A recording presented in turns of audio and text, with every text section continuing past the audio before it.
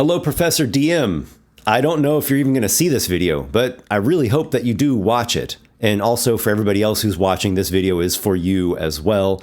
Hopefully it's going to be insightful and informative and interesting. Also, there's probably going to be some background noise in this video. Outside, there's like crews working nonstop to recover from the snow and ice storm that hit recently. But this is the time that I have to make this video. So if I don't make it now, then it's not going to get made. But please excuse any background noise. What prompted me to make this video, Professor DM, was your recent video that I watched yesterday. Clickbait destroyed my D&D channel. And there were some things you said in that video that really resonated with me. And hopefully I'm going to be able to explain that and not take too long. And for everybody who's watching that has not seen that video of his, it's really worth seeing. But to summarize it, it's a video that I think to anyone that has any common sense, you can tell is tongue-in-cheek. The thumbnail and the video title, I thought obviously had a bit of humor in there.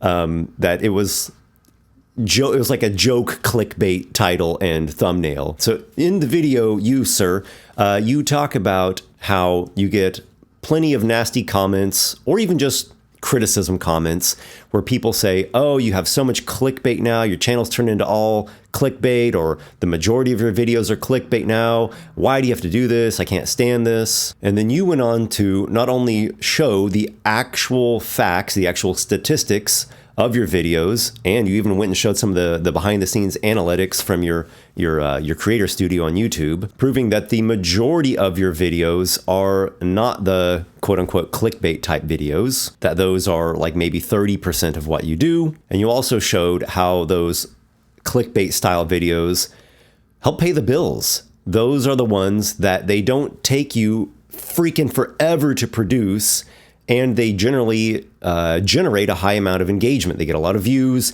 you make a lot of ad revenue, they're more attractive to sponsors, and in those videos, you still can discuss interesting things. You can still make good points, you can talk about things that are really worth talking about, and you can be yourself. Sort of like what I'm doing with this video here. This video I'm going to be able to produce in like 2 or 3 hours maybe, as opposed to a different kind of video that has a lot of production, a lot of editing, a lot of scripts, a lot of prep work that's going to take a long time, and who knows if it's going to get very good views. You also made a great point in responding to some of the nasty comments, some of the hate comments that, man, if you're getting a lot of clickbait type videos coming up on your YouTube recommendations, that's because that's the kind of thing you click on, or the algorithm knows that you click on those videos. So don't hate on me. I'm just trying to survive and to keep my channel from dying.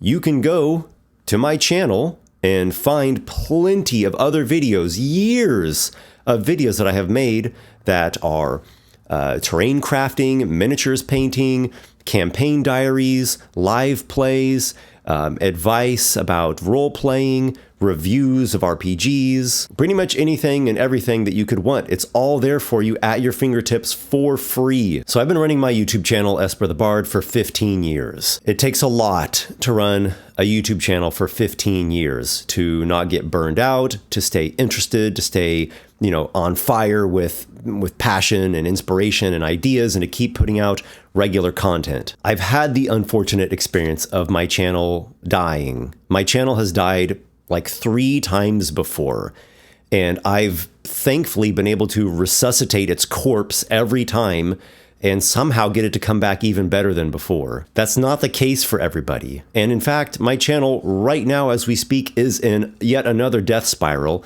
even though just this past year in 2024, I had videos that were very successful, that got incredibly high click-through rates, wonderful engagement, and then suddenly they just stopped getting recommended. I've had certain videos, from Monster Melee videos to lore videos to even my Elon Musk video, where the first day they're getting like a 10, 11% click-through. There was even one that had 12% click-through on the first day, which, for the sake of anyone else who's watching, if you don't know, the click-through rate is what percentage of people, when they see your video recommended on YouTube, click it and choose to watch that video.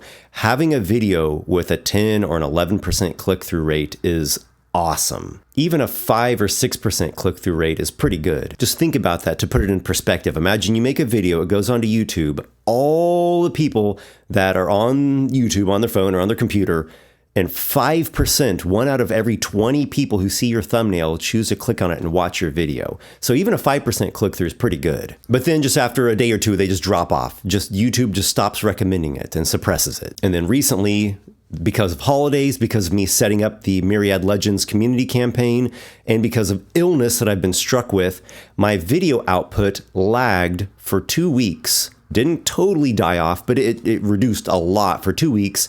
And the main video that I made during that week, which I thought was going to be a very successful one, got terrible views. And because of just 2 weeks of lag, my channel gets thrown into the freaking death spiral, and the analytics look like this. And as you pointed out in your video, sometimes you create videos that you love, that you're passionate about them, that they take so much time to produce because there's so much prep and production and editing involved. And they're like the best videos you've ever made, and then people barely watch them. And then you make other videos that are short and they're more clickbaity, or they mess around more with like news, hot topic issues, current events, things that are sort of political or, quasi-political within the gaming sphere, and they don't take forever to produce, and they generate a lot more revenue, and that not only helps you to pay the bills because you are a real person who has actual real bills and a life you have to survive, and it keeps your channel from being thrown into the death spiral. It keeps your whole ship from sinking below the waves and wrecking upon the ocean floor. So this is all leading to a point. There is a point to this video. I need some advice, I think, and I maybe you could be something of a mentor. I would really like to speak with you, because what I sense I need to do, and I've talked about this in some recent videos on my channel, is I do need to venture out of my bard's abode of creativity. And as much as I love that, and that really should be my main thing, I also need to do other kinds of videos where I engage with the realities of the real world and the business side of things. And I do need to make some videos that are good for the life of my channel, for my channel not dying again. But how do I do that in the right way? How do I do that and stay true, maintain the integrity and the authenticity of my channel, and not abandon my brand, or not abandon like the style of my brand? So Professor DM, I am extending to you this invitation.